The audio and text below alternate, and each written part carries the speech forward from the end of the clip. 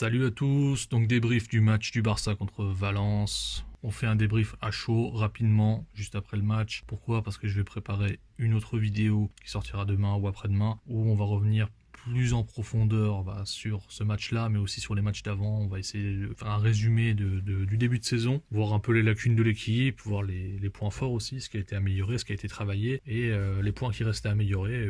Et qu'on puisse derrière se projeter et voir ce qu'on peut espérer ou pas de cette saison. Voilà, donc pour ce match-là, on attaque tout de suite avec la composition de Ronald Koeman. Première surprise, donc Clément Lenglet n'est pas titulaire, et ça, c'est une très bonne chose. Je m'explique, Clément Lenglet, je l'ai dit pas mal de fois dans mes vidéos, il fait beaucoup d'erreurs depuis le début de saison, que ce soit sur les pénaltys, les cartons qu'il prend bêtement, des erreurs défensives, des erreurs qu'il peut éviter, parce que c'est un joueur qui a les qualités mais qui fait des erreurs bêtes, et il avait besoin d'être remis en question, et il ne se remettait pas en question. Donc là, Ronald Koeman, il lui envoie un message fort, ça fait 2 matchs de suite qu'il le met sur le banc au profit de Mingueza, et franchement, là-dessus, je ne peux que valider et que soutenir ce que fait Ronald Koeman. Je pense que nos joueurs, nos titulaires, ils ont besoin de ça. Par contre, ils ont tous besoin de ça, pas que l'anglais. Mingueza et Araujo, donc cette charnière, pour moi, ils ont fait un beau match. Quand ils sont tous les deux sur le terrain, on perd en qualité de relance, évidemment. Mais ils ont fait un beau match. Même si, sur le deuxième but, on peut dire que Mingueza est fautive, parce que Maxi Gomez lui passe devant, mais ça fait partie de son apprentissage. C'est un gamin qui joue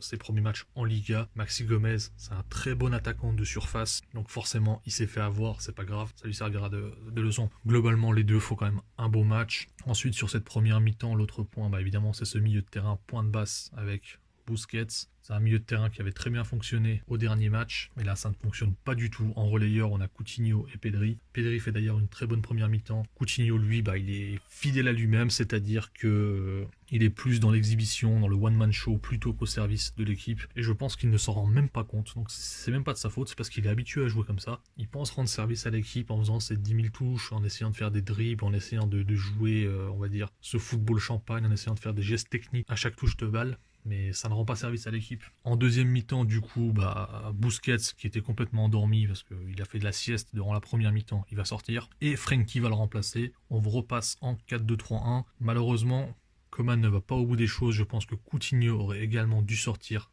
dès la mi-temps. Et non, il est excentré du coup sur le côté gauche. Ça lui réussit un peu mieux, mais sa deuxième mi-temps est pareil, c'est-à-dire qu'il pénalise plus l'équipe qu'autre chose. Et au final, il va rester sur la pelouse jusqu'à 80 minutes. Ce qui est hallucinant.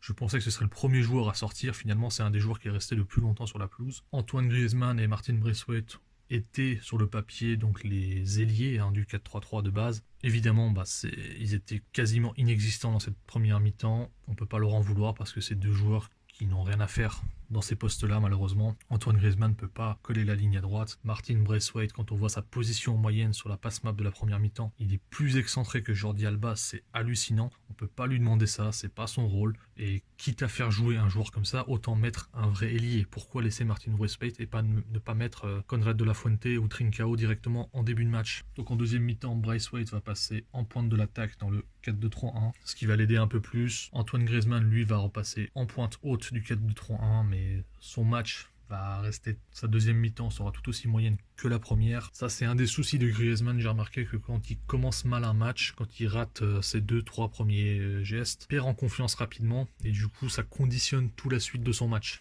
Et ça, c'est problématique. Messi aussi fait lui aussi un match moyen, du début à la fin. Le meilleur joueur pour moi, c'est encore une fois Pedri. C'est une merveille ce mec. Je devrais même dire ce gamin, puisqu'il a que 18 ans. Ça fait même pas 4 mois qu'il joue en première division, et le mec te sort des matchs comme ça, avec une telle maîtrise. Évidemment, tout ce qu'il fait n'est pas parfait, mais c'est quand même un régal de voir la simplicité et la maîtrise avec laquelle il peut jouer. Et je peux pas m'empêcher de me dire que s'il fait ça à 18 ans, avec si peu d'expérience au haut niveau, qu'est-ce qu'il va faire dans 3, 4, 5 ans? Qu'est-ce que ça va être ce mec? Ensuite, il faut qu'on parle évidemment de l'aspect tactique. Tactiquement, je trouve que le staff du Barça, au fil de ce match, ils ont commencé à faire des choix de plus en plus inexplicables. Dès la mi-temps, donc on repasse en 4-2-3-1, jusqu'ici, ok. Ne pas faire rentrer tout de suite un ailier pour le côté gauche ou le côté droit, ça par contre déjà c'était problématique. Et ensuite, plus on a avancé dans le match, plus c'est devenu problématique. Jusqu'à faire rentrer Clément Lenglet et faire jouer Mingueza. Sachant qu'à ce moment-là, il y avait encore Pjanic qui n'était pas rentré. T'as Alenia, t'as Ricky sur le banc, t'as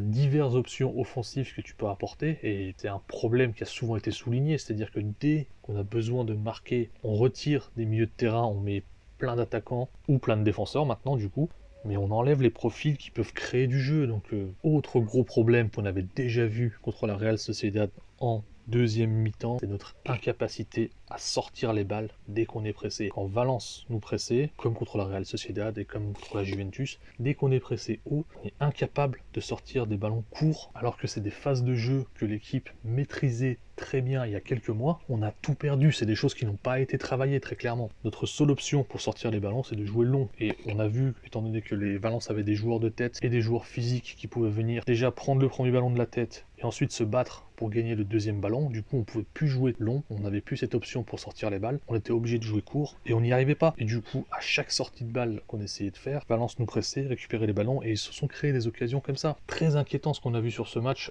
à ce niveau-là, mais c'est des choses qu'on avait aussi vu contre la Real Sociedad et contre la Juventus. Voilà, c'était un débrief à chaud. Voilà, prenez soin de vous, ciao.